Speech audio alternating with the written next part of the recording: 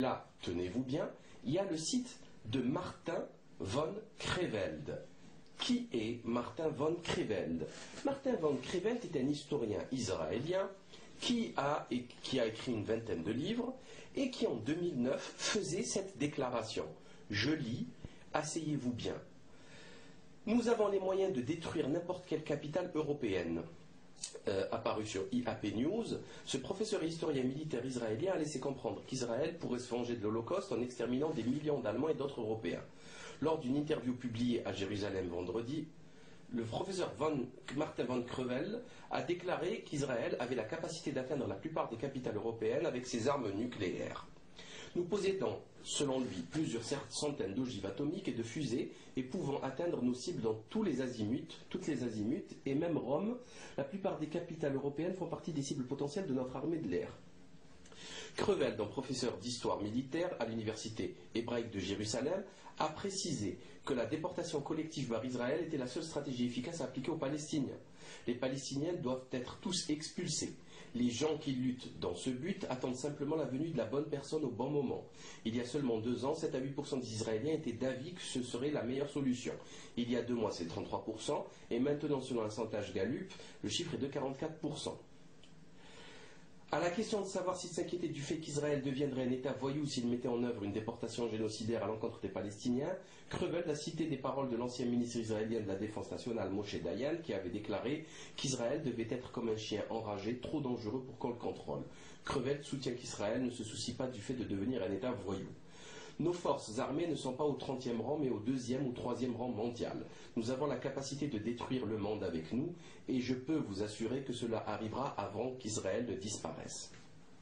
Donc nous avons ici un lien très utile qui nous explique que ce monsieur menace de bombarder à l'arme nucléaire Paris, Londres, Berlin, Genève, Madrid, Barcelone, Marseille, et ce monsieur est sur le site de ce dissident.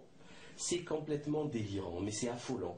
C'est affolant. Ces gens-là devraient être en prison pour menaces, enfin, c'est la prison directe, hein, voire pire. Parce que là, c'est une déclaration de guerre nucléaire. C'est-à-dire qu'après, il n'y a plus rien. Après, on ne reconstruit pas. C'est pas Dresde. Hein. Vous voyez, Dresde, vous bombardez, après vous reconstruisez, c'est pas un problème. Vous pouvez. La guerre nucléaire, vous ne reconstruisez rien du tout.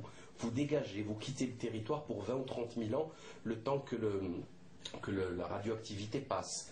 Donc voilà, voilou, le cercle Aristote avec qui il fricote, riposte laïque bien sûr, il passe son temps à les inviter, Éric Zemmour. Donc c'est très sain tout ça, c'est très républicain, très laïque, très gaulliste, très dissident. Voilà, vive la dissidence cercle Aristote. Alors maintenant, vous pourrez toujours me dire comment se fait-il. Bon, peut-être que Jovanovic ne le sait pas, hein, c'est ce qui m'étonnerait. Pourquoi nous on le sait? Il suffit de faire quelques clics. Il suffit de faire quelques clics, 3 clics, vous trouvez tout. Donc voilà, c'est pas parce qu'on est dans la mouise et qu'il faut chercher des solutions qu'il faut s'allier avec n'importe qui. Et pour finir, dernier gros défaut, très très gros défaut de Pierre Joie Dufric, c'est de faire croire aux gens que c'est un précurseur de la dénonciation de la crise. Non. Je suis désolé.